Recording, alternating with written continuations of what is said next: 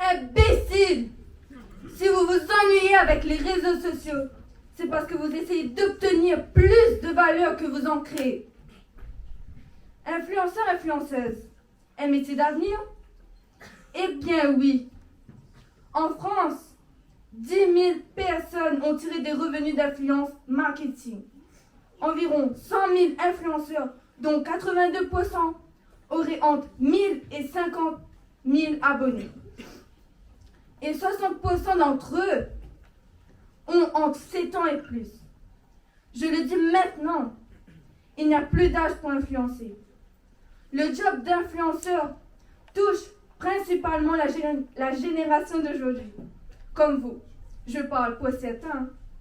Je ne dis pas que vous êtes vieux, mais bon, c'est ainsi un peu. Alors, le salaire d'un influenceur, 20 000 € selon du nombre d'abonnés, et l'étude à faire un bac plus 3 et un master bac plus 5. Waouh!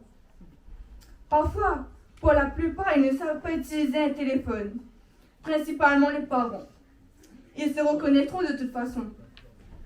En parlant du téléphone, vous avez remarqué, tout le monde, enfin pas tout le monde, mais environ 27% de personnes ont, je dis bien ont, un iPhone.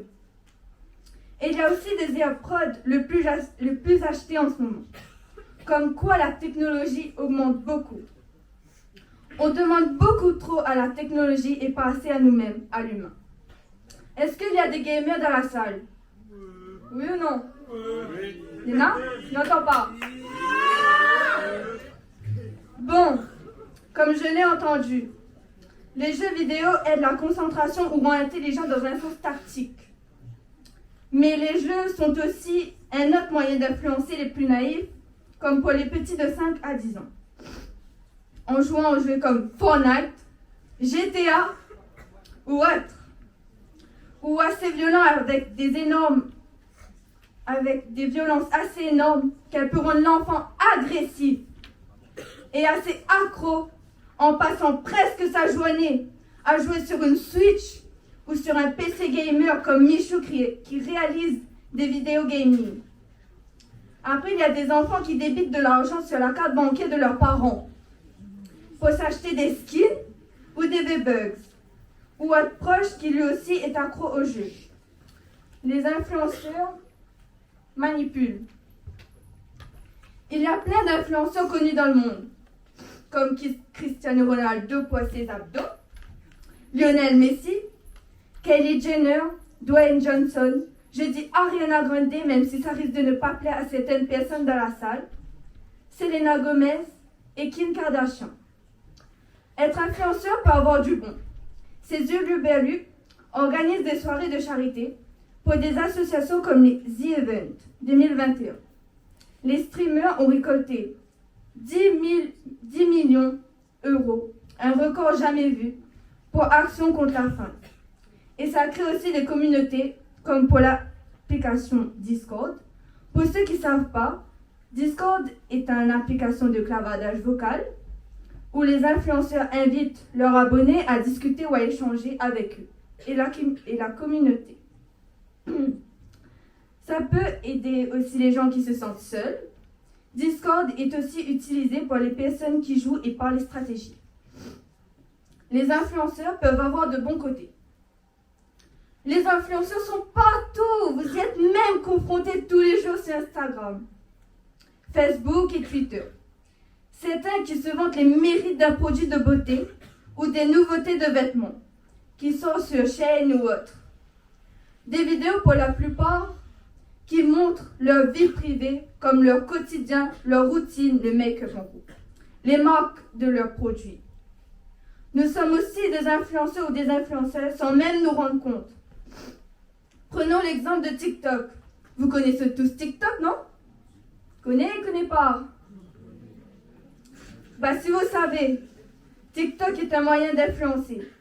Si vous avez remarqué pour certaines filles et des garçons, le style d'habillement, je parle plus précisément, et comment dire, quelques-uns restent banals et sans style. Je ne vise personne, je parle en général. Ensuite, il y a les coiffures. Parfois, j'en fais partie, quelquefois, mais rien de bien méchant.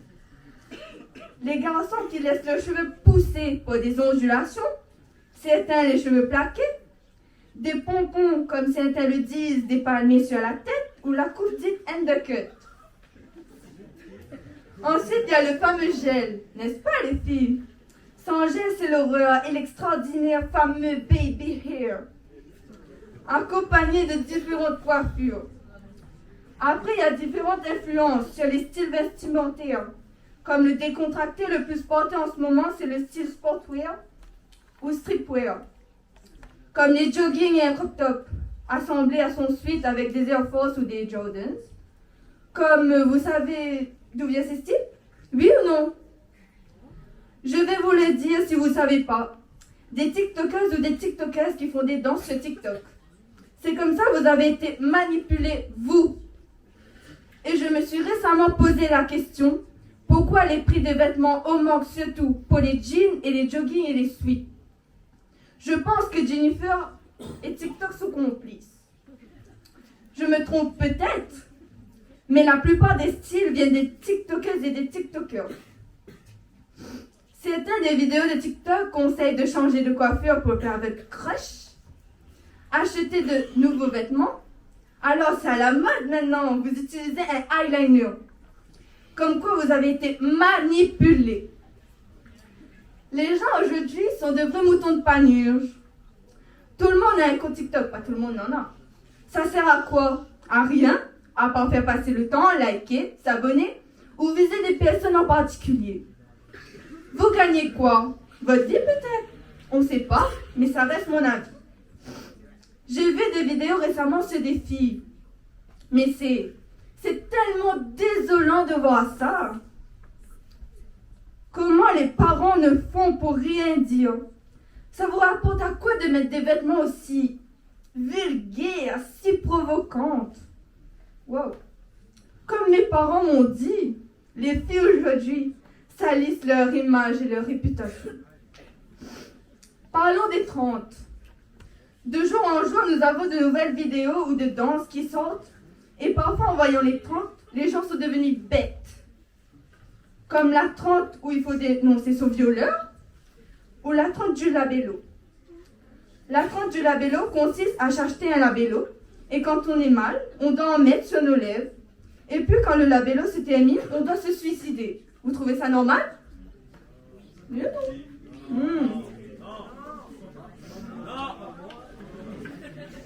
Bravo! Vous avez été influencé par des yeux luberlus. Il ne faut jamais, jamais faire confiance aux réseaux, car ce sont eux, je dis bien eux, qui sont les plus grands influenceurs au monde. La question qui m'était posée aujourd'hui est, être influenceur un métier d'avenir?